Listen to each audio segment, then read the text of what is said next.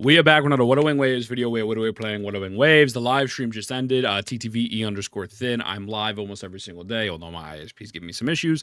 I wanted to go over Cantarella and Havoc Rover. We have their kits completely confirmed, and I wanted to break down and possibly what synergies, what weapons, what echo sets are going to be happening because we're in a very interesting situation, and let me explain. So Cantarella has been confirmed on the live stream, obviously. Her animations are beautiful. I think she might be the best looking character. Sorry, might be the best looking character. But so if you go into the combat style, we'll see, right? I don't want to. So first of all, she's a rectifier user. We know she's Havoc. She's over here doing the normal attacks and juggling little homie. He's kind of stuck.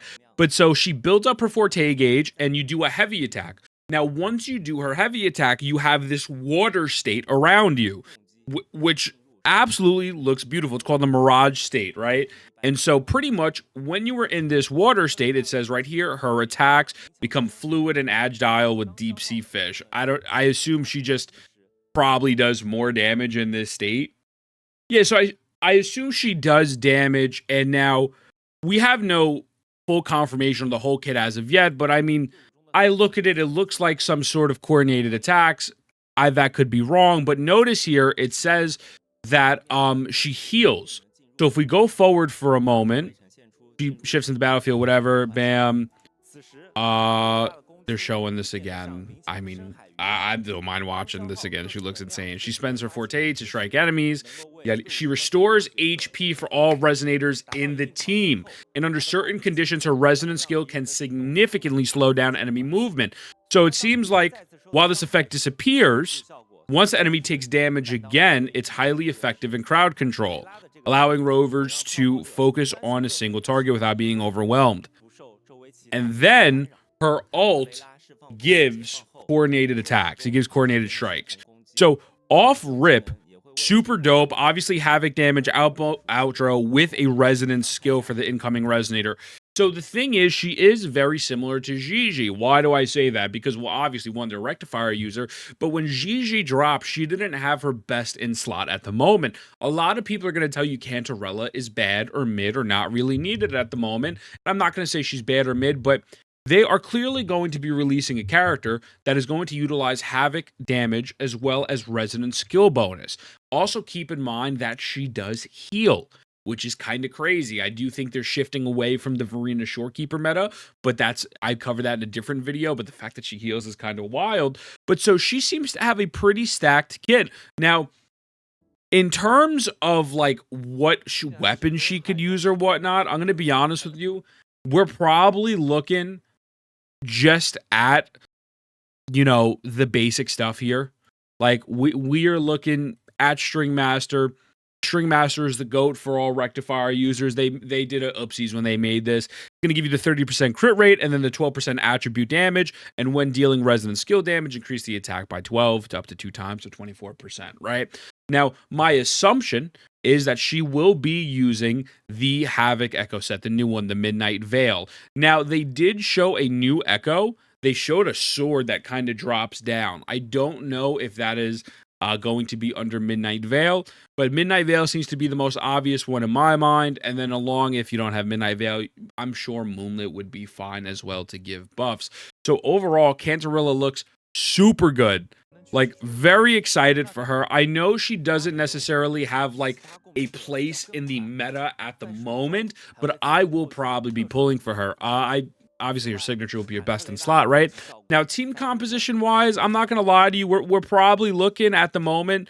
She'd probably be good for Gigi. Sorry, not Gigi. I'm sorry, Jinxie, right? Jinxie, she's not going to get the what's it called? The Havoc damage bonus, right? But if you don't have Gigi, that's what I meant, and you don't like running Yon Wu, this probably isn't a bad option. We have to see what her DPS looks like. By the way, her weapon looks like a dick, but we'll have to see what her damage looks like. But I mean, I don't know, bro. She seems to really have it all: the healing, the coordinated strikes, a time slow. I mean, her tacit mark is on her tongue and she has gigantic aboba. Like, I don't know how you go wrong with her. So that's who I really see it working with the most at the moment. You could obviously do a Carlotta because that has the resonant skill damage as well. But I mean, I don't know if you really need that when you have Gigi's best in slot right there. So this is honestly probably a good replacement for Jinsei because a lot of Jinsei mains were running Gigi.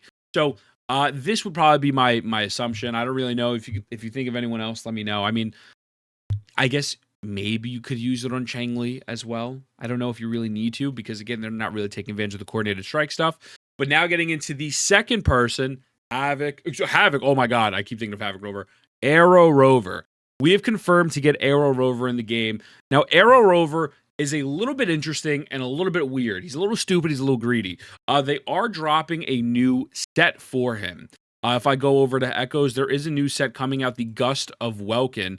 Now, I believe this is going to show me, said it on the live stream, but so you get arrow damage plus 10, and inflicting arrow erosion upon enemies increases arrow damage for all resonators in the team by 15%, and for the resonator triggering this effect by an additional 20, lasting for undefined. So they don't really necessarily say at the moment. Obviously, this is subject to change, right? But Aero Rover's kit is very interesting. Aero Rover's kit has healing included to it as well, and they are a little bit kind of floaty, but I'm going to show you their combat right now. So really, really like kind of basic animations there, but this one it gets interesting. So they go into the air and they do the slash, ving, ving, ving. I don't know if that's the skill. I'm not necessarily too sure, but it's the midair attacks that are restoring the HP. Oh, this is the resonant skill. Yeah, so the resonant skill is the slashes, correct.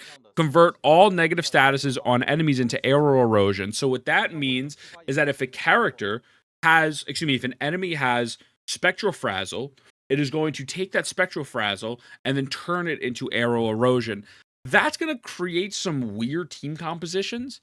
And I think that is going to be something that kind of comes more in handy. As the game comes on and more resonators come out. I don't think that's going to happen immediately where people are going to use this like that. And so the really cool thing with the Ultra Skill will increase the max stacks of arrow erosion. And then it says, let's say if an enemy is afflicted with Spectral Frazzle, activating Resonant Skill mid-air, that will change it to arrow erosion. So pretty dope. When Rover builds up enough energy in battle, they can summon a Great Sword. So that's their Forte circuit, I assume. You know, that makes the most sense. It could do big damage, and then the Resonance Separation deal arrow damage to restore HP. So, for all resonators in the team, Rover is getting a free-to-play 5-star weapon. The way you get that is by simply completing the new quest. So once you complete that new quest, you get their 5-star best-in-slot weapon for free. Now, my assumption is this. This is obviously, big brain theory crafting at the moment, but I think this is going to be a really good support for Gian. I think we're going to be seeing a lot of people run Aero Rover with Gian, especially due to the fact that we're looking at this set right here, and it is saying, increase arrow damage for the resonators by 15%. And again, they're healing. So realistically, you might not even need, let's say, for example, a Verena in the team. Now the Shorekeeper is probably going to be better than this, or maybe not. I don't know. We'll see what happens. We have to see how this works out. But his kit is very interesting. Very excited to try it and do more weird compositions with it. I think obviously the basic like Sanhua comp like with Rover as main might work, but I don't know. I'm very curious to see what the combat roles show. We're getting two very interesting characters that I don't necessarily see their place in the meta as of yet. To me, these characters seem like more of a follow-up, an alley-oop for what is to come.